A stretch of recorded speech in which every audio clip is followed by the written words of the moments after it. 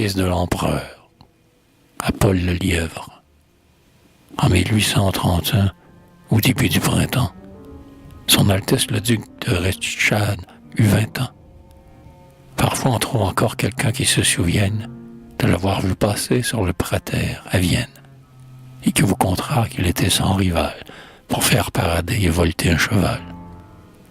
En uniforme blanc, des croix plein la poitrine, il montait son bébrun à l'ardente narine, sans qu'on songeât, devant ce passant coutumier, au fils de l'empereur Napoléon Ier.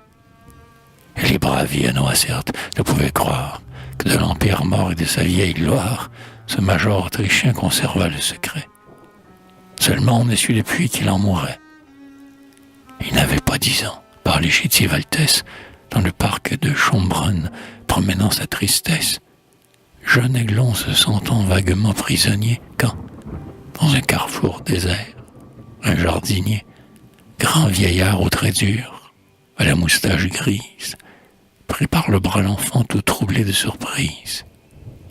Puis, écartant sa veste et montrant sur son cœur un ruban rouge auquel, pendant la croix d'honneur, cet homme, apparemment un des vieux de la vieille, que Bonaparte aimait attirer par l'oreille, lui cria « Monseigneur, connaissez-vous cela ?»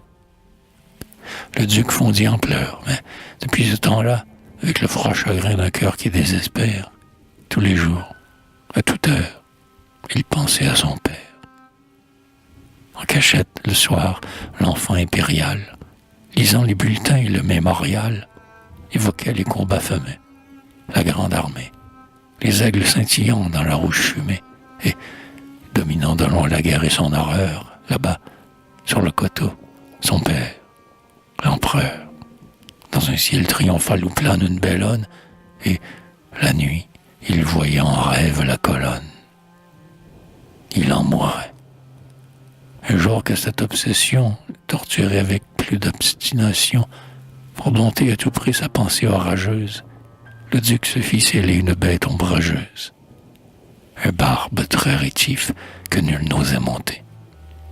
Hors de Vienne, il le fit galoper et trotter, et sur les grands chemins alors couverts de neige, il pilla l'animal aux travaux de manège. Tout le jour il courut ainsi, le cavalier, à force de fatigue, enfin put oublier le glorieux souci dont son âme était pleine. Mais s'étant arrêté, le soir, dans une plaine, au moment où le froid soleil de la saison tombait, rouge et brumeux, derrière l'horizon, il ne reconnut pas le morne paysage. Il s'était égaré.